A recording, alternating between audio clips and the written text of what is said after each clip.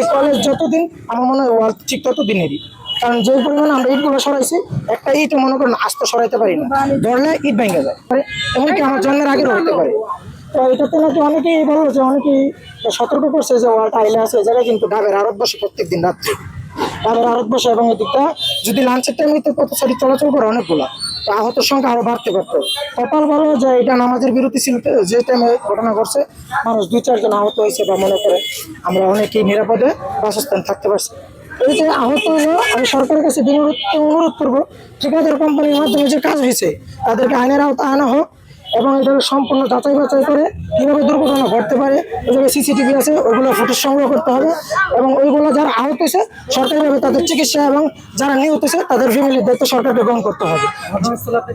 ঘটনাস্থলে তো মনে করেন যে সময় ঘটনা ঘটে কেউ থাকে না, দুর্ঘটনা ঘটার পরে সবাই আসে। আমি যখন দেখি যে ওয়াল পড়ে গেছে, বিকট শব্দ হলো, তখন আমার দোকান এই জায়গাতে, দোকান থেকে আমি আসি দৌড় দিয়ে, আসে এই জায়গায় উদ্ধার অভিযানে অংশগ্রহণ করি, এবং যারা আহত তাদেরকে অ্যাম্বুলেন্সে ভ্যানে করে হসপিটালে পাঠাই আর কি।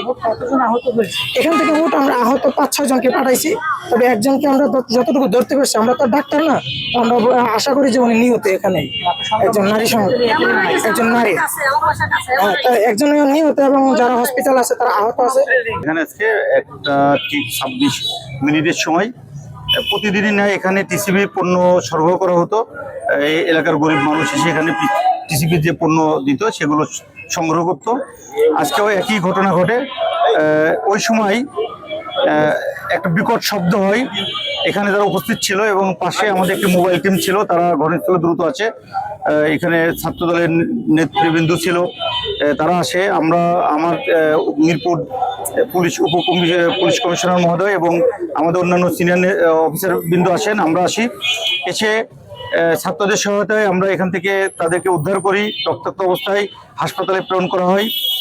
এর মধ্যে একজন শিশু ছিল, তার বয়স 5 বছর, সে সুস্থ আছে, আর সামান্য একটু আহত হয়েছিল। আর বাকি যে 8 জন ছিল, এর মধ্যে 2 জন মারা গেছে এবং সংবাদ পেয়েছি। ঢাকা মেডিকেলে একজন আছে, আরেকজন আছে পঙ্গু হাসপাতালে। বাকিরা চিকিৎসা অবস্থায় আছে, এখনো আশঙ্কা মুক্ত নয়, এরকম 1-2 জন আছে। আমরা এখন পর্যন্ত আমাদের ওই যে হাসপাতালগুলোর চিকিৎসা আছে, ওখানে আমাদের অফিসাররা তদারকি করছে চিকিৎসার ব্যবস্থা, এবং আমরা এই কলেজ কর্তৃপক্ষের সাথে কথা বলেছি। আমরা যেটা জানতে পেরেছি যে এই ওয়ালটি দীর্ঘদিন পুরাতন, এবং ওয়ালটি এত মজবুত ছিল না সঠিকভাবে হয়তো। আমরা এগুলোর ব্যাপারে পরবর্তীতে তদন্ত করে আমরা ব্যবস্থা নেব, আইনগত ব্যবস্থা নেব। আপাতত আমরা এটা নিরাপত্তা দিচ্ছি যে যাতে ওয়াল পুনরায় আবার বাকি ওয়াল করে কেউ হতাহত না হয়। আমরা এই জন্য এখানে অতিরিক্ত পুলিশ মোতায়েন করা হয়েছে, এবং আমরা পরবর্তীতে সার্বিক তদন্ত করে আমরা বিস্তারিত বলতে পারবো। এখন 2 জন মারা গেছে, একজন মহিলা আর একজন পুরুষ। পুরুষটার নাম আমরা শনাক্ত করতে পারি নাই, মহিলার নাম নাসিমা বেগম।